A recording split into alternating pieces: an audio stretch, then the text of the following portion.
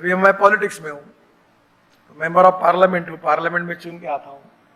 ये अच्छी बात है कि जो विद्वान लोग होते हैं, अच्छे लोग होते हैं, यूनिवर्सिटी के प्रोफेसर होते हैं, डॉक्टर होते हैं, इनका समर्थन बहुत आवश्यक होता है। पर इनका जिसको समर्थन होता है वो चुनाव नहीं जीतता। चुनाव जीतता कौन है? जिसको रिक्शे वाले, फुटपाथ पर रहने वाले, झोपड़पट्टी के मवाली, जो एक साथ होकर जब साथ देते हैं तो चुनाव की मार्जिन बढ़ती है। मैं 3.5 लाख वोटों से चुनाव जीता हूं, पर मेरे को रेड लाइट एरिया में 90% वोट मिले,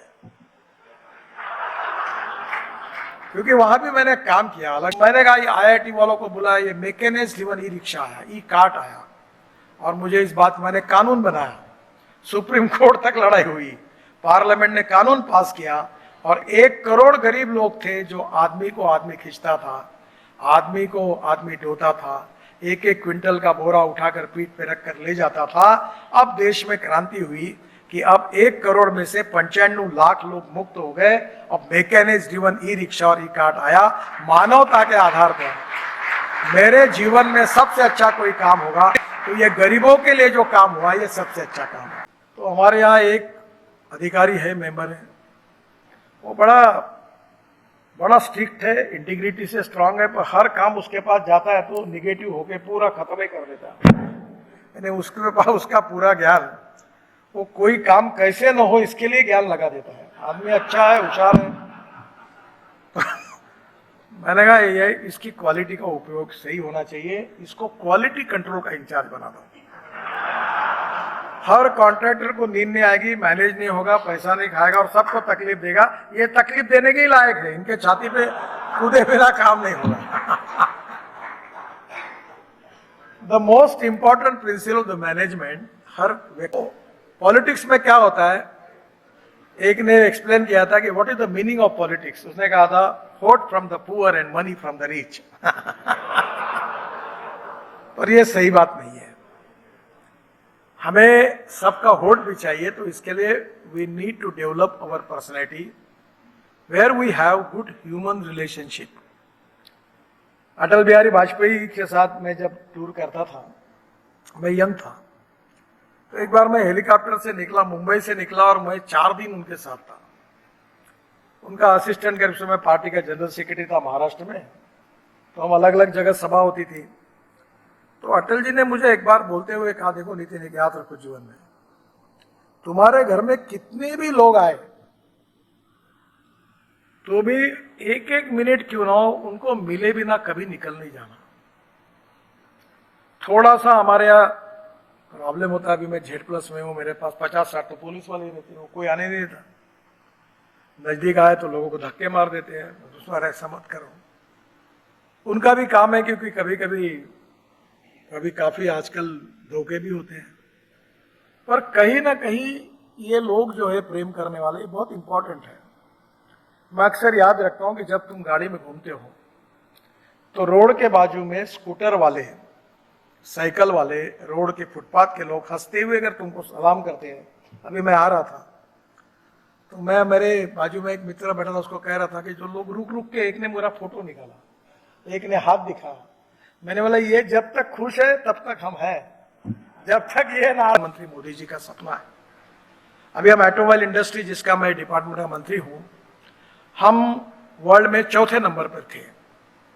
हमारी इंडस्ट्री का साइज 7.50 लाख करोड़, 7.5 लाख करोड़ है। हमने 4 करोड़ जॉब क्रिएट किए हैं, और सबसे ज्यादा GST राज्य सरकार और भारत सरकार को देने वाली इंडस्ट्री को ये तो ऑटोमोबाइल इंडस्ट्री है। हमारे वर्ल्ड का एक आधा ब्रांड छोड़ के सब ब्रांड प्रेजेंट है, और मैंने तय किया है कि 5 साल के अंदर इसको 15 लाख करोड़ की इंडस्ट्री बनाएंगे।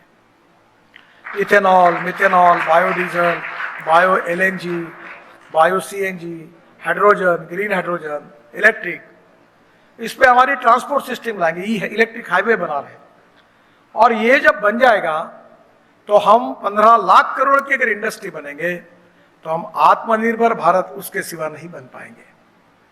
हमारा समझ लीजिए एम्प्लॉयमेंट ज्यादा क्रिएट होगा, हमारा एक्सपोर्ट बढ़ेगा। आज हमारी 2 व्हीलर कंपनियां बजाज, TVS और hero 50% of their production export करते हैं। और इसलिए एक्सपोर्ट करने वाली और इंपोर्ट को कम करने वाली नीति हमें अपनानी है। मैं आप सबको ये प्रार्थना करूंगा कि दो चीजों के लिए करूंगा कि आप एक बार आपके इंस्टीट्यूट में इसका स्टडी करिए कि इस देश में इंपोर्ट क्या क्या होता है, किस किस इसका हम इंपोर्ट करते हैं। अभी आपको तो हमारे यहाँ शुगर फैक्ट्री में डिस्टिलरीज है, तो उसमें इथेनॉल बनाते हैं, आरएस बनाते हैं, तो वो अपना स्पेंट वॉश निकलता था। हम पोटैश को इंपोर्ट करते हैं। अब वो स्पेंट वॉश से पोटैश निकलने लगा जो एग्रीकल्चर में फर्टिलाइजर चाहिए। अब हमको पोटैश एक 2-3 साल के बाद इंपोर्ट करने की आवश्यकता नहीं पड़ेगी। हम यूरिया इंपोर्ट करते हैं। हमने ड्रोन लाए, ड्रोन से नैनो यूरिया लाया, उसको स्प्रेइंग करेंगे तो 4 बोरे के बजाय 2 बॉटल में काम होगा, 2 बोरे बच जाएंगे। और जब हम लोग यूरिया फेंकते हैं तो 75% लॉस होता है और 25% प्लांट को जाता है। जब ड्रोन से स्प्रे करते हैं तो 25% लॉस है, 75% प्लांट को जाता है। अभी मैंने एक ड्रोन को लॉन्च किया, जो मैंने कहा हिमाचल प्रदेश में वो काम कर रहे हैं, वो 200 किलो सामान ऊपर से नीचे से ऊपर ले जाता, ऊपर से नीचे लाता, तो एप्पल का ट्रांसपोर्ट शुरू हो गया। तो अभी हम लोग 260 रोपवे, केबल कार, फेनिकुलर रेलवे बना रहे हैं। तो मेरा आपसे कहना यही है कि फ्यूचरिस्टिक टेक्नोलॉजी जो है उसका उपयोग करके हम हमारे देश में नए एम्प्लॉयमेंट कैसे क्रिएट करें, वेल्थ कैसे क्रिएट करें, इंपोर्ट को कैसे कम करें और एक्सपोर्ट को कैसे बढ़ाएं। That is to be very important, जिसका आप जरूर अध्ययन करिए। और दूसरी बात मैं आपको कहूँगा कि जो हमारा एग्रीकल्चर, रूरल, ट्राइबल एरिया है, गांव, गरीब, मजदूर, किसान बहुत दुखी है और वहाँ रॉ मटेरियल अवेलेबल है और ऐसी अनेक टेक्नोलॉजी आई है कि हम लोग अभी 16 लाख करोड़ के फॉसिल फ्यूल इंपोर्ट करते हैं।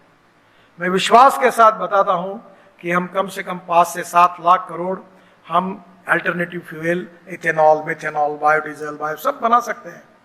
हमारा ग्रीन हाइड्रोजन हमारा किसान तैयार कर, मेरे पास हाइड्रोजन की कार है, मैं हाइड्रोजन की कार में घूमता हूँ दिल्ली में।